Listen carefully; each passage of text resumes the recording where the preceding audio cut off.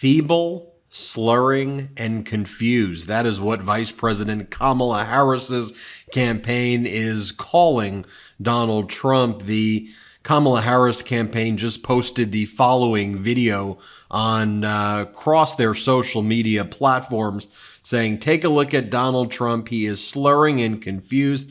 This is the video that they made as they are mercilessly trolling Donald Trump, and he can't handle it. Watch this, and then I want to show you some of the emails and posts and unhinged behavior of Donald Trump. Play this clip. I want to close up Department of Education. So stupid. Stupid face. Stupid people. Such stupid things. We've endorsed JP, right?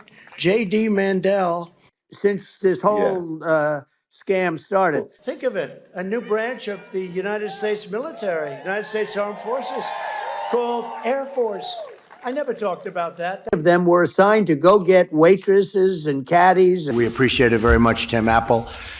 You know, the biggest threat is not global warming, where the ocean's going to rise 1/8 of an inch over the next 400 years. And you'll have more oceanfront property, right? And what we saw at Pleasure, what a name right now. But what we just saw, we just left Pleasure. One of the people at CNN said that was the greatest debate performance I've ever witnessed. By the way, they never report the crowd on January 6th. You know, Nikki Haley, because of lots of things like Nikki Haley, we would be in World War II. Vice President Kamala Harris's campaign is not playing around. They are going on the offense, and they are calling out Donald Trump. Here's what Donald Trump's been emailing, and if you've been following the MeidasTouch Network's recent coverage, so Donald Trump sends emails to his supporters about every 60 to 90 minutes or so. He sends about 12 emails every day, and each one's more unhinged than the next. They go from like stalkerish type emails saying like, "Ben, please respond. Ben, why aren't you answering me?" And then they go to like love bombing, where he actually sends love letters to people who are on his listserv. "I want to let you know I love you so much. Can I be honest with you? None of this would be possible without you. Please don't leave me." That's actually what his emails say. Let me just show you the most recent ones that he sent. You see here just a handful of the ones that he sent, where he goes, "Ben, I was thinking about you. Please, this is an emergency, Ben. I'm making a bombshell announcement. Announcing retirement." Announcing retirement. That's nice. Let's open the one where Donald Trump emails announcing retirement, because hey, that would be nice. Then Donald Trump's email to his supporters goes, "I'm officially announcing the retirement of Kamala Harris." Ha ha ha. Good one, Donald. And then he goes, "When I win this election in November, it'll be because the MAGA movement stood by me no matter what. You never surrendered, and neither will I. We will permanently retire Kamala to the ash heap of history where she belongs." You know, as I've been doing this coverage of his emails, one of the things I highlight frequently is Donald Trump intentionally uses very violent rhetoric. The ash heap of history where she belongs, because he is encouraging political violence against his opponents. That's part of his strategy. And part of his strategy is to make his supporters feel fear, that they're going to die, that they're going to be subjugated by a tyrannical regime. That's the whole strategy of Donald Trump at this point. Lie and scare the crap out of people with fear and inflicting pain and demoralizing people and taking away their hope. It's why, by the way, Vice President Kamala Harris and Governor Walz's message of optimism, hope, future, strategy, plans, policies, it's resonating with the American people, because people are done and sick and tired of this negativity and Donald Trump trying to divide us and Donald Trump trying to take away the symbols of our democracy and Donald Trump pushing culture wars and trying to cause us harm and pain so that he could take advantage of it. Here's another email from Donald Trump. He goes, "I'm making a bombshell announcement. And the email, you open it up. I'm making a bombshell announcement in 24 hours. Tomorrow, I'm holding the final rally before my campaign's mid-month deadline. And if our North Carolina rally blitz is anything but absolutely historic, crooked Kamala will bury MAGA alive under an avalanche of dirty liberal cash. Again, pay attention to that rhetoric here. Crooked Kamala will bury MAGA alive under an avalanche of dirty liberal cash. And then the email before, we will permanently retire Kamala to the ash heap of history where she belongs. That language is being used very intentionally to try to provoke political violence. That's what Donald Trump is trying to do here, undoubtedly, in my opinion. Let's just take a look at some Arizona voters right here. Here's an Arizona voter by the name of John Allen talking about hope and positivity versus the Republican side being all about negative messaging. Play this clip. Republican side, it's a little more negative. It's more making it more personal. I don't think that's a good course for them. I think Kamala Harris and her VP pick are much more hopeful and positive for everybody. So here's Tracy Millage right here. Here's what she has to say. Here, play this clip. I feel like Kamala's going on the approach of, let me just tell you what I've done and what I plan on doing, versus Trump. He's on the slander. That's it. That's all. He's not talking about what his plans are. He's just slandering at this point. I want to share this with you. Our friend Olivia Troy. If you've been watching the MeidasTouch network, you've seen Olivia Troy on our network. Here she is on CNN. She's a former advisor to former Vice President Mike Pence.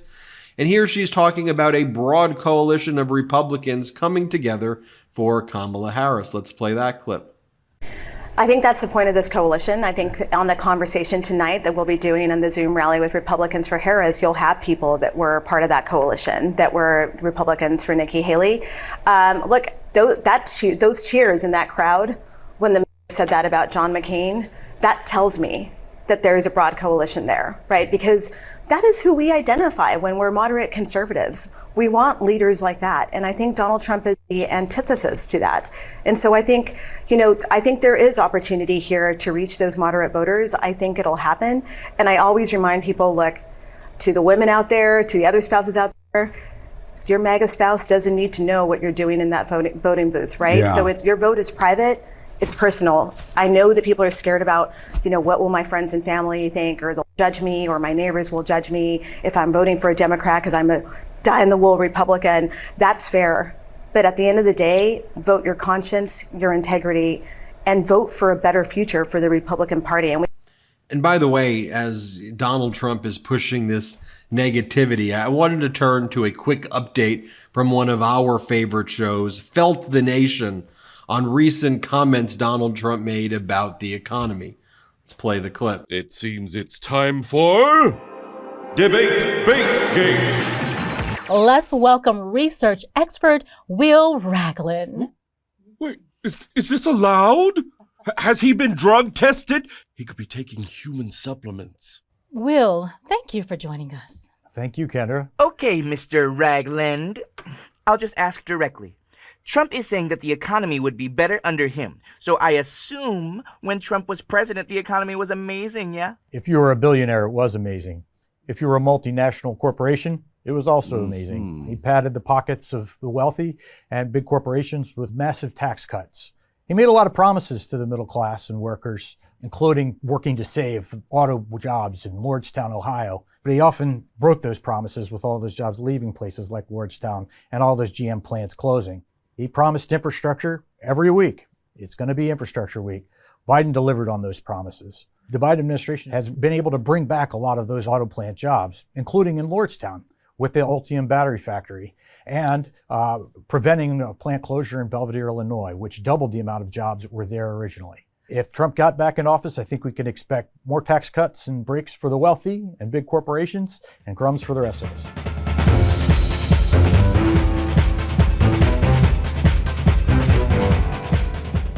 Thanks for the update right there. Remember, new episodes of Felt the Nation air every Friday on the Fight for Progress YouTube channel. Make sure you subscribe. Their YouTube channel is called Fight for Progress, and I love that they contribute some great content when I do these videos every single morning. Look, going back though to, then you could look at that video or whatever, just Donald Trump's in trouble in Florida.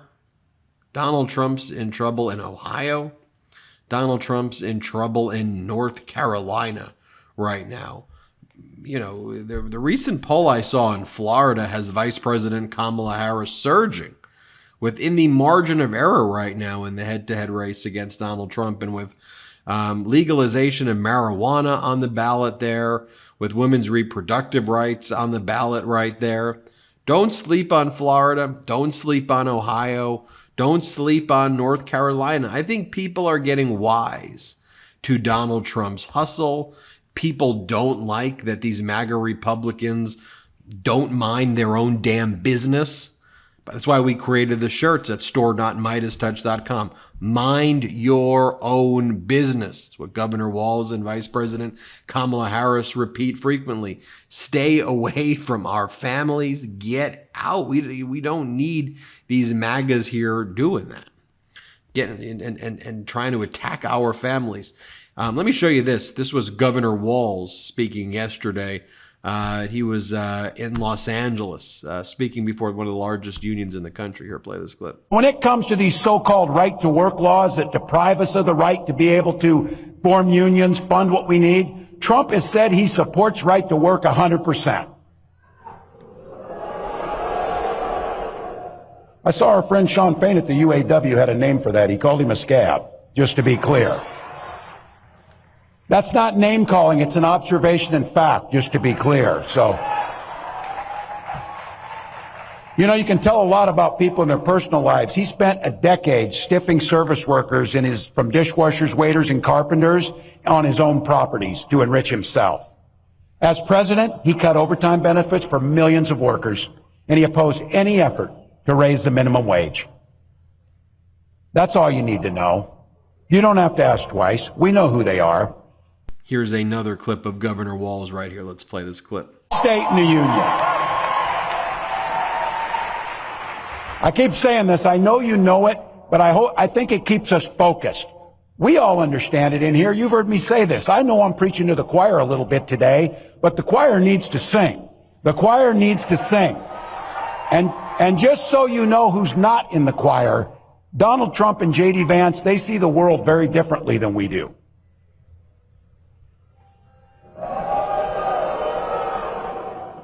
The only thing those two guys knows about working people is how to work to take advantage of them. That's what they know about it. Every single chance they've gotten, they've waged war on workers and their ability to collectively bargain to take that away from them. All we're asking for is better wages, better benefits, better lives, and dignity in the work that we do. There's a great bill in Congress. Should be the easiest vote you've ever taken, the PRO Act. Make it easier to form a union and bargain. Allow people to have the freedom to make a choice. Allow them to be able to do that. They also oppose the Public Service Freedom to Negotiate Act, which would require states to bargain with their employees. Look. Take a look at this front page from Drudge yesterday. Trump slurs through interview increasingly bizarre claims. And it shows how Vice President Kamala Harris is now up with her largest lead in the aggregate polling data right now. She's doing really, really good stuff right there. Anyway, we'll keep you posted as we learn more here on the MeidasTouch network. But that's MAGA for you. It's Donald Trump's meltdown. Hit subscribe. Let's get to 3 million together. Thanks for watching.